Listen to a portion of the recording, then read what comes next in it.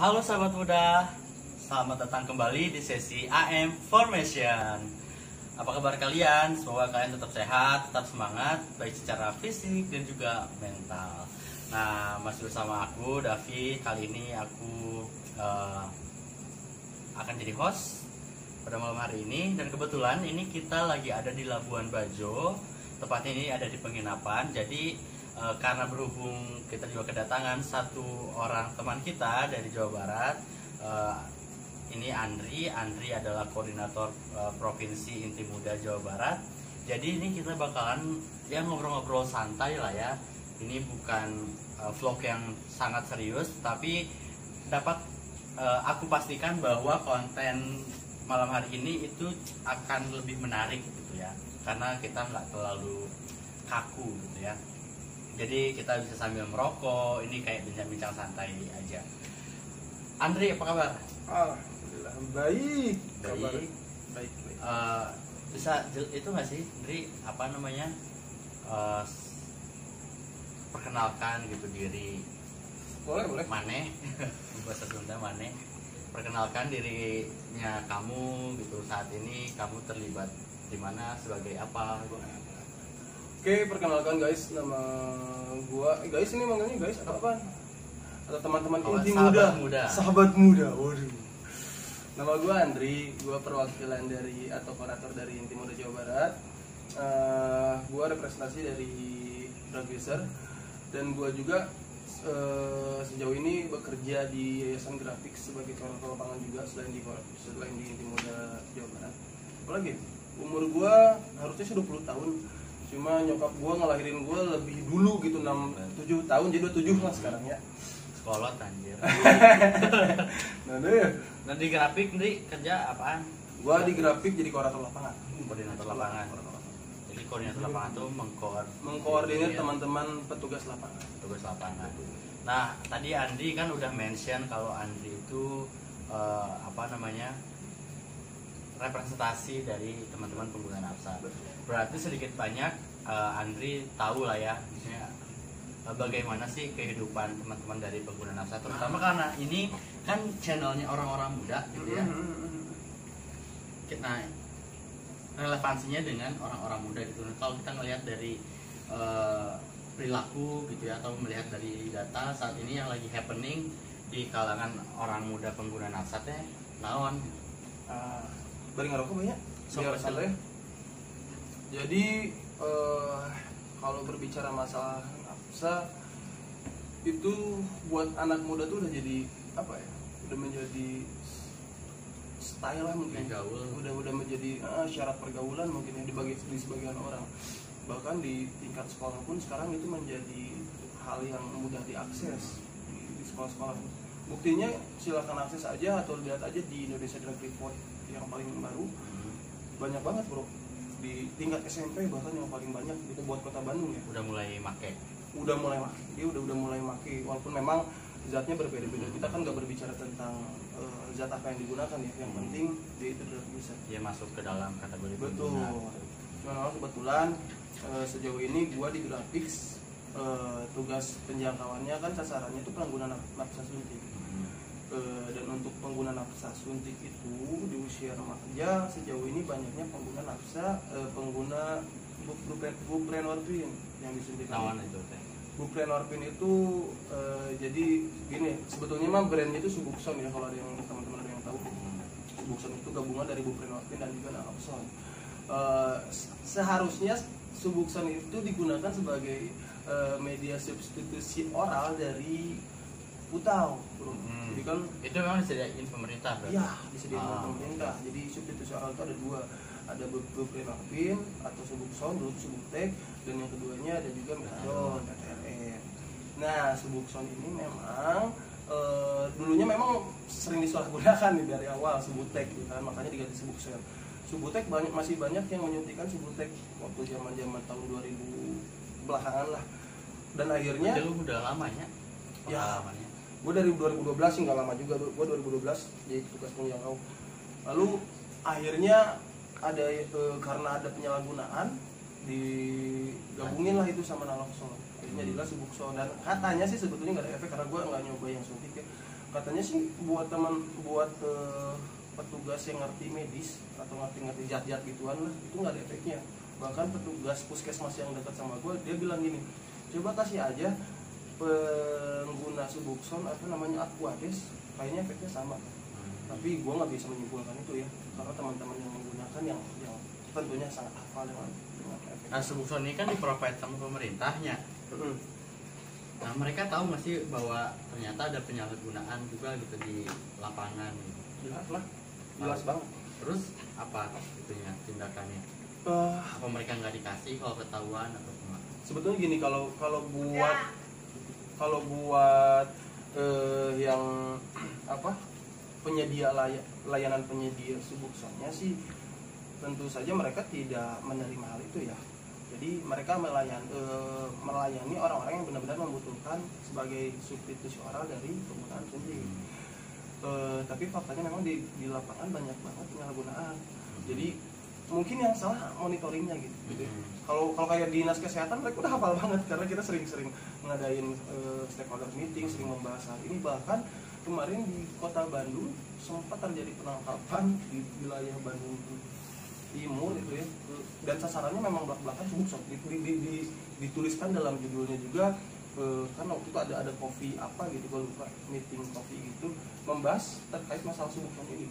Jadi otomatis udah menjadi apa ya, udah menjadi fakta yang mereka ketahui juga gitu, bahwa Subuxone banyak disalahgunakan. Nah, kalau misalnya biasanya nih ya Andri, paling muda teh umur berapa gitu si remaja mulai coba-coba? Yang gua kena ya, ini mah asumsi atau pengalaman atau kalau asumsi sih berapapun umurnya, ketika dia ketemu sama nafsu mungkin dia punya resiko untuk mencoba ya. Bahkan SD pun dia pasti mencoba, karena nafsu itu kan nggak terikat, maksudnya nggak sekedar obat-obatan, bahkan apa yang gua sebut sekarang juga ini termasuk nafsa. Iya, zat adiktif lainnya. Jadi SD pun yang banyak yang pakai nafsa, kecuali kalau kita kelompokin lagi ya.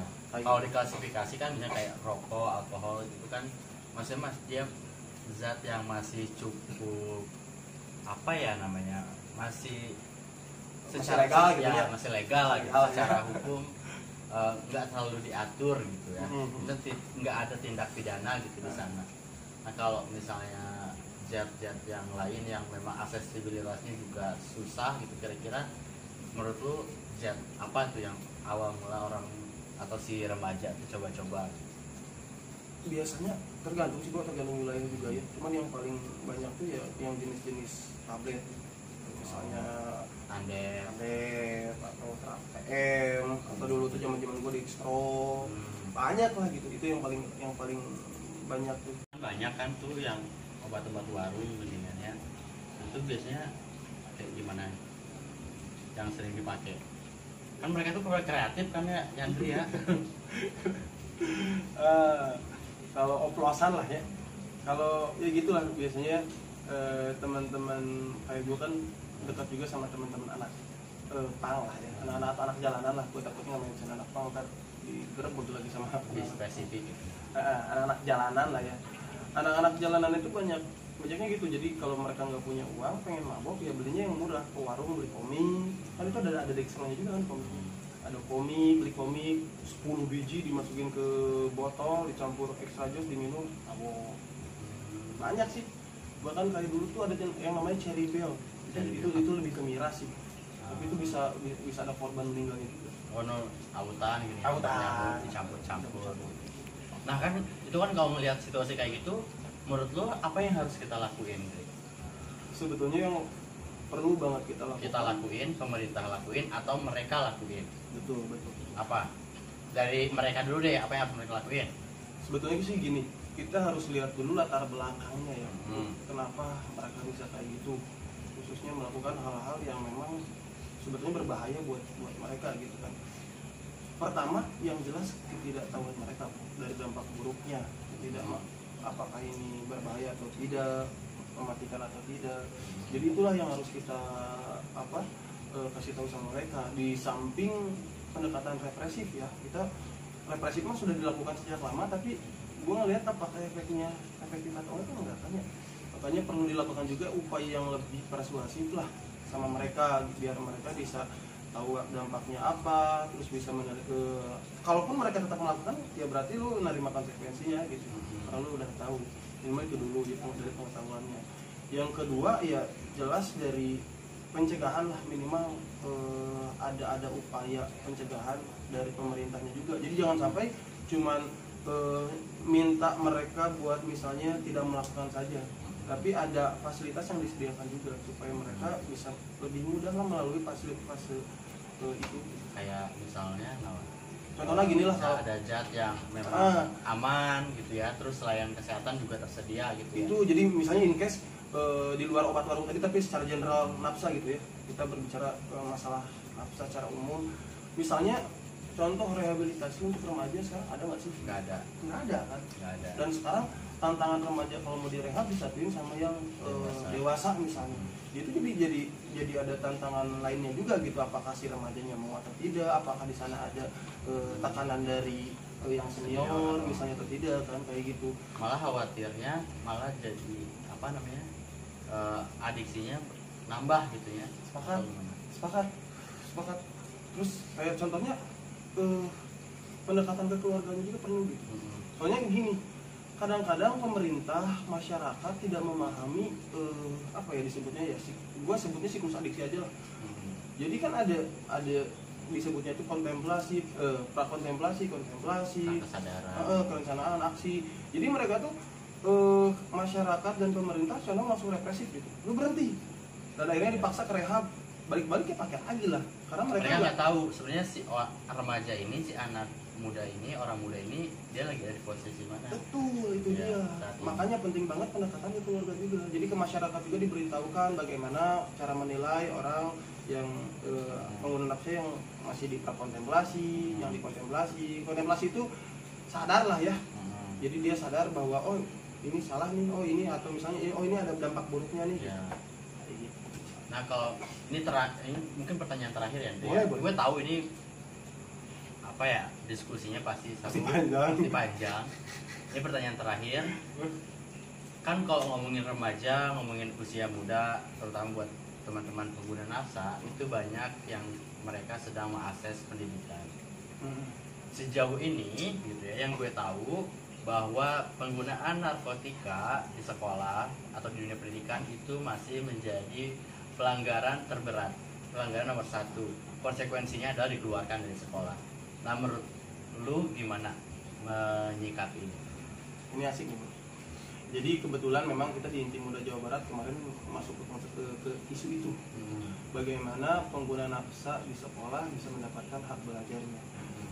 Cuman sebelum kita masuk ke aksi kan kita harus menggali dulu apa ya, informasinya dulu ya, seperti apa situasi sekarang.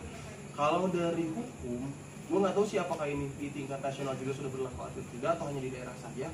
Jadi itu tertulis di Perda tahun 2000 Perda nomor 12 kalau nggak salah. Pokoknya di Perda tentang HIV dan narkotika di Jawa Barat itu Kota Bandung, gue juga lupa. Jadi di situ ada pasal yang menyebutkan bahwa kalau ada siswa yang menggunakan nafsa, pelajar menggunakan nafsa, mereka diistirahatkan dulu sementara untuk masa rehabilitasi, dan mungkin boleh masuk lagi, gue nggak tahu ya. Itu peraturannya ya. Tapi gue ngadain FGD nih sama teman-teman gue pengguna nafsa, maksudnya pengguna nafsa suntik sih kemarin. Gimana situasinya, apakah ada yang pernah ketahuan pakai nafsa atau enggak? Dan ternyata ada. Dan penanganannya adalah ternyata uniknya mereka nggak dikeluarkan ternyata untuk di Kota Bandung ya, walaupun di kota lain mungkin masih ada. Di Kota Bandung udah nggak. Bahkan di Papua itu jadi salah satu prasyarat masuk sekolah bebas narkoba. Jadi peraturannya memang masih nggak jelas sih untuk di tingkat nasional kayak gimana. Cuma untuk di Kota Bandung nggak dikeluarin. Cuman memang mereka dibuatkan surat pernyataan bila mana mengulangi lagi mereka dikeluarkan. Dan selama mereka membuat surat pernyataan, mereka diawasi. Kayak contoh ada salah satu teman gua, dia ketahuan ada obat, terus bikin surat pernyataan. Setelah bikin surat pernyataan, setiap datang ke sekolah pagi-pagi itu dia harus masuk dulu ke ruang BK, disuruh minum teh manis. Disuruh minum teh manis. Jadi dia minum. gue nanya kan kenapa teh manis ya, katanya kata gurunya biar efeknya makin kerasa terus kelihatan kalau dia lagi mabuk. Jadi disuruh minum teh manis, ditanya tuh, banyak ditanya-tanya nama kamu siapa, bapak kamu siapa dan lain-lain gitu kan ya. Makanya unik. Terus yang keduanya ada lagi dari teman gua, sama tuh, dia ketahuan dibikin surat pernyataan juga. Setelah surat beres bikin surat pernyataan, dia tiap datang tiap ke sekolah tuh pagi-pagi harus ke ruang BK digeledah. Kalau dia digeledah, tasnya semua digeledah, akhirnya kalau udah beres digeledah disuruh masuk. Tapi di samping itu stigma dan diskriminasi masih ada. Jadi kayak misalnya disebut-sebutin, iya tak pakai nafsa. Nah ini nih orangnya yang pakai narkoba nih, awas hati-hati misalnya. Jangan ditemenin atau gimana, itu masih ada hasil video gue kayak gitu. Dan ini juga mungkin bisa jadi pelajaran gitu ya buat kalian atau pemerintah mungkin yang mendesain program-program penanggulangan atau pencegahan terkait dengan penggunaan nafsa, terutama untuk remaja dan orang muda yang ada di Indonesia. Kalau misalnya kalian punya kebijakan kalau misalnya si orang muda atau si pelajar ini teh pakai nafsa gitu ya, dan mereka harus rehabilitasi, dan pastikan rehabilitasinya ada ya, terus ramah gitu sama si remaja gitu. Dan jangan lupa yang tadi Andri bilang gitu, bahwa siapapun orangnya gitu ya, hak untuk belajar dan mendapatkan pendidikan itu tetap harus dipenuhi gitu ya. Jadi ada yang mau disampaikan lagi nggak? Terakhir deh pesan gue sama pemerintah lah ya, atau masyarakat, yang ingin gue sampaikan adalah pertama, pengguna nafsa itu korban, bukan pelaku kejahatan. Itu yang ingin gue sampaikan pertama. Maka dari itu bantulah kita, bantulah mereka, bantulah kami untuk bisa terlepas dari permasalahan kami. Karena jangankan untuk bermasalah dengan hukum, bermasalah dengan adiksi kami saja itu sudah sangat merepotkan, Kami harus melalui masa-masa sakau, masa-masa sakit, dan harus banyak sekali lah, bahkan faktor ekonomi, sosial sangat berpengaruh gitu, sangat terdampak oleh nafsu. Maka dari itu bantulah kami, dan kami sudah muak dan bosan dengan pendekatan represif ya, dan tidak ada orang yang menyukai pendekatan itu. Maka dekatilah kami dengan cara persuasif, dan please sediakan fasilitas yang membuat kami nyaman. Ya, baik teman-teman, sahabat muda, itu aja yang bisa kita sampaikan. Kalau misalnya kalian punya pertanyaan, silahkan komen di kolom komentar di bawah. Terus kalau misalnya pengen cepat terbalaskan, teman-teman juga bisa langsung follow atau bisa DM ke Instagram kita di @intimudaindonesia. Gue juga dong, Intimuda Jabar. Ya, Intimuda Jabar. Andrian from down juga dong. Dan jangan lupa like, komen, dan juga subscribe, karena itu penting. Kalau misalnya kalian nggak nge-like, kalian nggak nge-subscribe, berarti itu kalian bukan orang-orang muda atau kalian nggak berjiwa muda. Bye bye, sampai ketemu di vlog berikutnya. Bye. Nuhun Andri. Yuk sama-sama bro.